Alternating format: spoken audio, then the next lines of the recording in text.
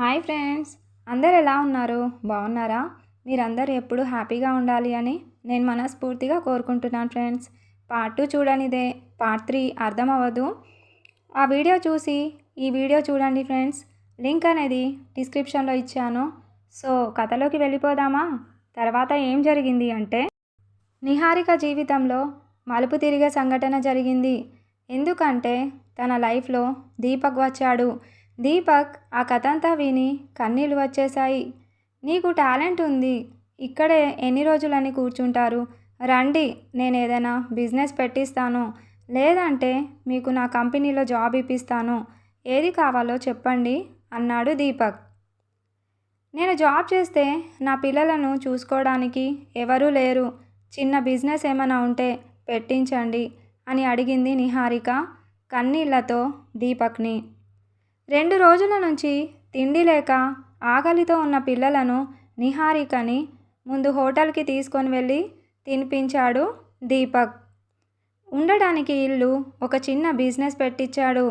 ఇది నేను పెట్టుబడిగా పెట్టినా, నువ్వు నీ టాలెంట్తో ఈ బిజినెస్ని పెద్ద కంపెనీగా ఎలా మారుస్తావో నీ ఇష్టం అన్నాడు దీపక్.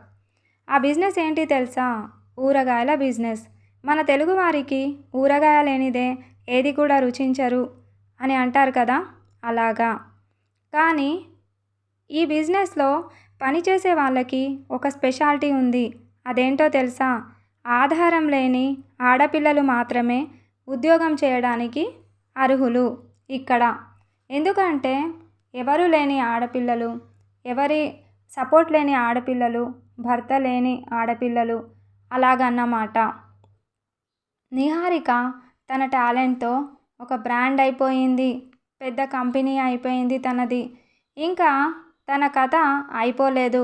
నెక్స్ట్ ఇంకో మలుపు వచ్చింది తన లైఫ్లో. నిహారిక మరియు పిల్లలను పట్టించుకోకుండా, కనీసం వాళ్ళు ఎక్కడ ఉన్నారో పట్టించుకోకుండా వదిలేసిన భర్త తన డబ్బును చూసి తిరిగి వచ్చాడు. సొంత ఊరికి వెళ్దాం, లేదంటావా నేనే ఇక్కడికి వచ్చేస్తా అని ఫోర్స్ చేశాడు. నిహారిక ఒకటే మాట అన్నది, టార్చర్ చేసింది చాలు నాకు, ఇప్పుడు గుర్తుకొచ్చానా నేను? నన్ను చూసి కాదు, నా డబ్బును చూసి వచ్చావు, అది తెలుసు నాకు, వెళ్ళిపో అని చెప్పింది. తను వెళ్ళిపోయాక డివోర్స్ నోటీస్ పంపించింది భర్తకి, మరియు డివోర్స్ కూడా అయిపోయింది. ఎందుకంటే బాధల్లో తోడుండే వాళ్ళే మన మిత్రులు. మనం హ్యాపీగా ఉన్నప్పుడు ఎందరో వస్తారు, కానీ బాధల్లో కనుమేరల్లో కూడా కనబడరు. దీపక్ ఒకరోజు నిహారికని ఒక విషయం అడిగాడు. అదే తన ప్రేమ విషయం. నిహారిక ఏమని చెప్పింది అంటే, నాకు మ్యారేజ్ అయ్యింది, 2 పిల్లలు, మీకు మ్యారేజ్ అవ్వలేదు, నా వల్ల మీ లైఫ్ స్పాయిల్ అవ్వద్దు, మంచి అమ్మాయిని చూసి పెళ్లి చేసుకోండి అని చెప్పింది. దీపక్ ఏమన్నాడంటే, నా మనసుకు నచ్చిన అమ్మాయివి నువ్వే, నీ జీవితానికి నేను తోడుంటా, నీ నీడనై, నీ ప్రేమనై, నీ శ్వాసనై, మరణం వరకు నిన్ను విడిచిపెట్టను అని. ఏమీ అనలేకపోయింది నిహారిక. మ్యారేజ్ చేసుకుంది దీపక్ని. పిల్లలను, నిహారికని ప్రాణం కంటే ఎక్కువగా చూసుకుంటున్నాడు దీపక్. నిహారికకి సంతోషం అనేది తిరిగి తన లైఫ్లోకి వచ్చింది. ఇది హ్యాపీ ఎండింగ్ ఫ్రెండ్స్ ఈ కథకి. ఈ కథ ద్వారా నేను చెప్పదలుచుకున్నది ఒకటే ఫ్రెండ్స్, మీ అమ్మాయి అత్తగారింట్లో కష్టపడుతూ ఉంటే తోడు నీడలా ఉండండి. ఏం కాంప్రమైజ్ అవ్వాలి? అక్కడ నరకయాతన అనుభవిస్తున్నా తనకే తెలుసు ఆ బాధ అంటే ఏమిటో. సమాజం కోసం ఆలోచిస్తూ వాళ్ళేమంటారో వీళ్ళేమంటారో అనుకుంటూ మీ బిడ్డలను ఇక్కడే నరకం చూపిస్తున్న వాళ్ళ దగ్గర ఉంచకండి. ఇవాళ ఈ కథలో దీపక్ అనే మంచి అబ్బాయి తన లైఫ్లో వచ్చాడు కాబట్టి హ్యాపీ ఎండింగ్ అయింది, లేదంటే తన పరిస్థితి ఏమయ్యేది? మనం ప్రతిరోజు కూడా ఏదో ఒక సంఘటన చూస్తూ ఉంటాం. భర్త బాగోలేక సూసైడ్ చేసుకుంటున్నారు, తల్లిగారింట్లో చెప్పుకోలేక, ఇటు అత్తగారింట్లో బాగోలేక, మెయిన్గా తల్లిగారిలో సపోర్ట్ లేక. నిజం చెప్పాలి అంటే చావటానికి చాలా ధైర్యం కావాలి. ఆ ధైర్యంలో కొంచెం ధైర్యమైనా మీ జీవితాలలో తెస్తే మీ జీవితం బాగుంటుంది. పిల్లలే పాపం చేశారు, వాళ్ళని కూడా ఎందుకు మీతో తీసుకొని వెళ్ళిపోతున్నారు? ఆలోచించండి ఫ్రెండ్స్. ఆ ఆలోచన కూడా రానివ్వకండి. అలాగే పేరెంట్స్కి కూడా ఒక విజ్ఞప్తి.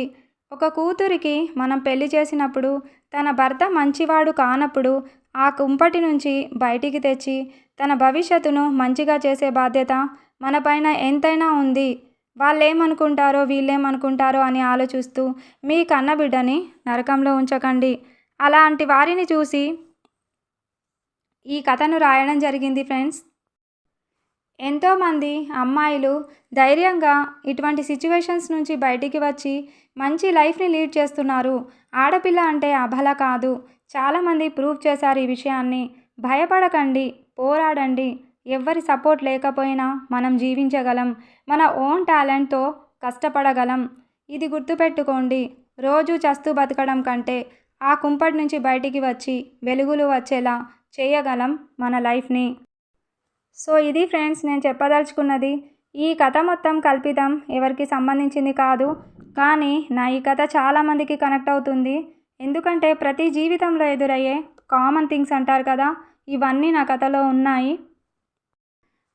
చనిపోవడంలో చూపించే ధైర్యంలో 1% అయినా బతకడంలో చూపిస్తే మన జీవితాలు బాగుంటాయి ఫ్రెండ్స్. ఇది నా విజ్ఞప్తి. ప్లీజ్ ఈ వీడియోని లైఫ్ని స్ట్రగల్ చేస్తున్న ప్రతి మహిళకి షేర్ చేయండి. ఒక్క మహిళ ధైర్యం చేసి తన లైఫ్ని హ్యాపీగా లీడ్ చేసినా అది చాలు నాకు. అలాగే కొత్తగా ఎవరైనా నా ఛానల్ చూస్తూ ఉంటే ప్లీజ్ సబ్స్క్రైబ్. వీలైనంత షేర్ చేయండి వీడియోని.